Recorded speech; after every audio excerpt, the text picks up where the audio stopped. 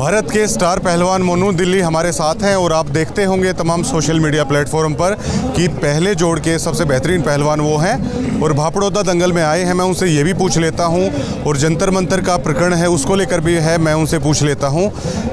मोनू, आज यहाँ पे आप दंगल में आए हैं, तो सबसे पहले ये बताइए एक चैम्पियन बनने में कितनी मेहनत है वो आप लोगों को लगती है, किस तरह की खुराक होती है, सालों साल की मेहनत होती है? चैंपियन बनने में भाई साहब पूरा परिवार पीछे लगा रहता है और पहलवान को दिन रात एक करना पड़ता है, जब जाके चैंपियन बनता है। पता नहीं कितनी चोटों से उभरना पड़ता है, माँ बाप पीछे लगे रहते हैं, सुबह शाम डाइट का उनका ध्यान रखना पड़ता है, बहुत सी चीज़ों का ध्यान रखना पड़ता है। आपके करियर में कभी ऐसा भी हुआ होगा कि बिल्कुल पीक पे हैं और एकदम से इंजरी हो गई, बिल्कुल टूट जाते हैं, तो किन लोगों ने सपोर्ट है वो आपको किया? बिल्कुल कई बार ऐसा हो चुका है, चोट तो जी लगती रहती है पहलवान को, ये तो आम चीज़ है। और पीछे माँ बाप का पूरा सहयोग है जी, मेरे बाप का मेरे साथ।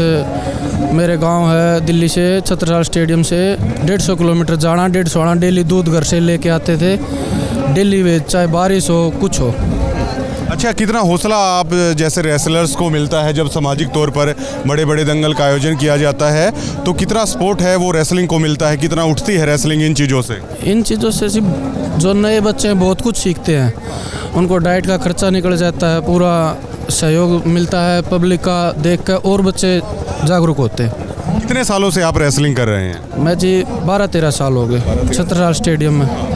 तो आप खुश होता है कि जब बतौर आप एक चैंपियन बन गए हैं, हिंद केसरी बन गए हैं, पूरा देश देखता है मोनू दिल्ली को, आप खुशी होती है? जी वो तो एक अलग ही खुशी है, एक पहलवान एक नंबर की छुट्टी पर निकलता है दंगल में, तो अलग ही महसूस होता है उस चीज़ का। जंतर मंतर का प्रकरण हुआ मोनू, तो उसके बाद कुश्ती को लेकर मतलब काफ़ी चर्चा है, कुश्ती को लेकर चली, आप भी जरूर होंगे इस प्रकरण को आपने देखा होगा, तो कैसे देखते हैं फेडरेशन कितनी मनमानी करती है?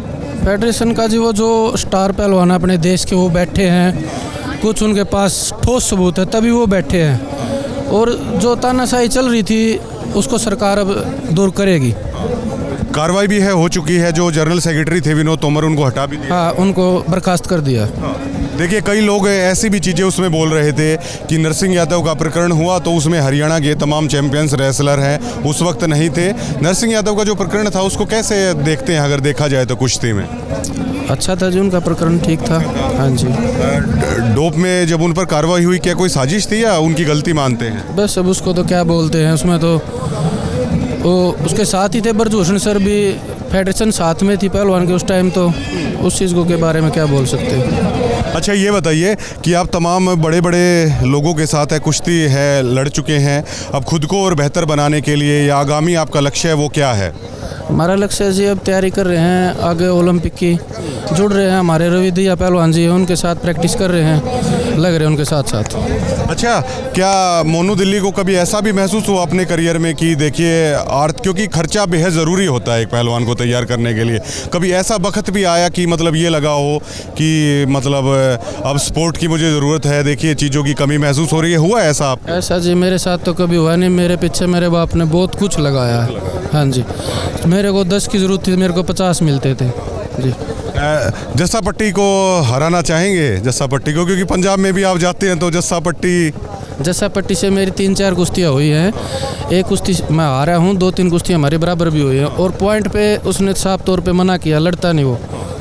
क्योंकि पॉइंट में तो देखिए जैसे दिल्ली आसपास के रेसलर हैं पॉइंट्स में ज़्यादा तेज होते हैं, पंजाब में अक्सर है वो दंगली किया जाता है। महाराष्ट्र के पहलवान हैं वो भी देखिए आजकल काफ़ी चर्चा में है, उनसे कितनी बार कुश्ती हुई? कुश्ती जी हर पहलवान से, जो इंडिया का स्टार है सबसे हुई है, जितने भी हैं, नए हैं, पुराने से भी हुई है, नए से भी है, जो आगे चल रहा है दौर उनसे भी हो रही है। आज पहली कुश्ती में हाथ आजमाना चाहेंगे? बिल्कुल बिल्कुल, उसी के लिए आए हैं। आप आर पार की कुश्ती लड़ते हैं तो क्या आज देखने को मिलेगी आर पार की? जरूर, पूरी कोशिश, अपना 100% देंगे जी। भविष्य के लिए आपको शुभकामनाएं, आप बेहतरीन रेसलर्स हैं और तमाम फैंस का प्यार आपको मिलता रहे। बात करने के लिए शुक्रिया।